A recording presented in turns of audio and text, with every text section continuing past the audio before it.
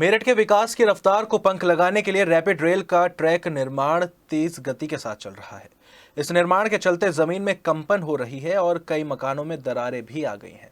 सोतीगंज इलाके में निर्माण का यह असर काफी नजर आ रहा है। जमीन में कंपन और मकानों में दरार और फर्श धंसने जैसी शिकायतें सामने आ रही हैं। ऐसी शिकायतें सोतीगंज इलाके में रहने वाले लोगों की हैं। जब सिटी हलचल की टीम ग्राउंड जीरो पर हालातों का जायजा लेने पहुंची तो लोगों ने कहा कि रैपिड रेल निर्माण कार्य के लिए जमीन की खुदाई चल रही है, जिसके चलते उनके घरों के नीचे की जमीन भी खिसकने लगी है। क्षेत्र के 40 से ज्यादा मकानों और दुकानों में बड़ी बड़ी दरारें आ चुकी हैं। रात में सोते समय कंपन महसूस होती है और रसोई के बर्तन हिलने लग जाते हैं। कई बार तो बर्तन गिर भी जाते हैं। देखिए ग्राउंड जीरो से ये रिपोर्ट। ये जब से टनल यहाँ से क्रॉस हुई है, यहाँ से जो रेल का जो टनल ऊपर भी छतों में दरारें हैं, यहाँ साइड में हमारे पूरी दीवार में दरारें नहीं हुई है? हमारी लीपर पोती भी कहीं पे ब्रश मार दिया, कहीं पे कुछ कर दिया।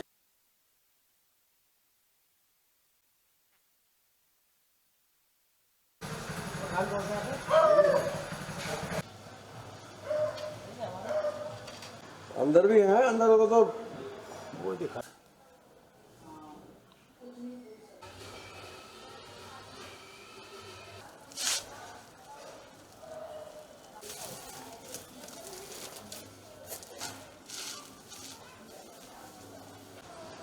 खुल गया जैसे यूं करके क्या है, मगर किस तरीके से भरा ये कुछ नहीं। पैर तो जगह जगह नजर आ जाएंगे आपको। ये देखिए ये सारे के सारे। हेलो,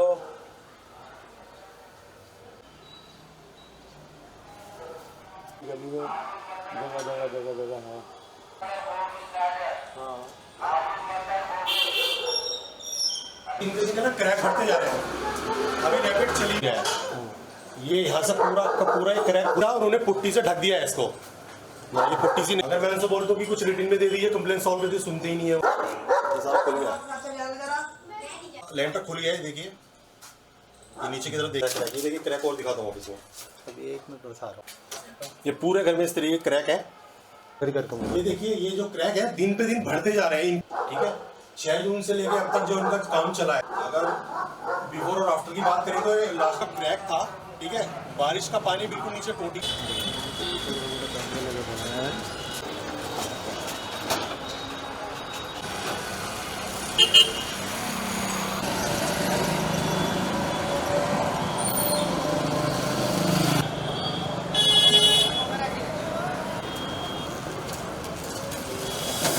रैपिड रेल के काम के चलते कहीं ना कहीं अब लोगों को परेशानियों का सामना करना पड़ रहा है, क्योंकि जो टनल बनाई जा रही है वो ज़मीन के नीचे से जा रही है, जिसके चलते फर्श नीचे की तरफ जा रहा है और दीवारों में दरार आ रही है। यानी करोड़ों रुपए की संपत्ति जो है वो खराब होती जा रही है। इस समय हम सोतीगंज के एक एरिया में है जहां हमारे साथ मैडम है। मैडम, नाम जानना चाहूँगा आपका? विधु। क्या परेशानी आपके साथ आ रही है? हमारे साथ ये परेशानी आ रही है कि जब हमें यहाँ से हटाया गया तो उसके बाद जब हम वापस आए, हमारा पूरा डोर्स जो है वो बिल्कुल बंद थे।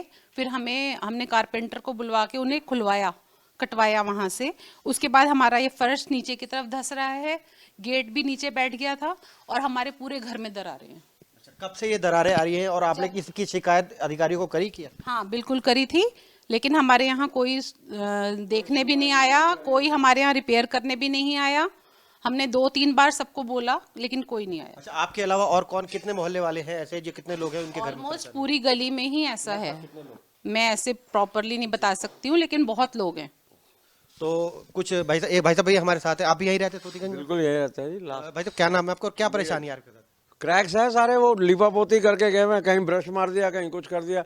और अभी रिसेंटली मैंने उसको ठीक कराया था सारा, जो फ्लोरिंग है उसको वाटर प्रूफिंग कराई थी सारी। तो जहाँ जहाँ क्रैक आए वो उसके ऊपर वो फटाफट बस ऐसे ही मार के ब्रश मार के चल दिए जी, हाँ जी हो गया हो गया हो गया।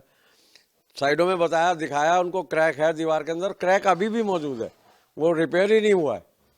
कहीं हाथ लगा तो लग गया। मेरे पास वीडियो भी होगी, अगर मैं देख रहा हूँ वही वीडियो। अगर तो आपको लगता है कि मेट्रो चालू हो जाएगा तो ज़्यादा परेशानी का सामना करना और बढ़ेगा, क्रैक्स बढ़ेंगे ही बढ़ेंगे भाई। जब अर्थ में कंपन होती है तो क्रैक्स और बढ़ेंगे ही बढ़ेंगे। भूचाल में क्या हाल होता है, यही होता है ना।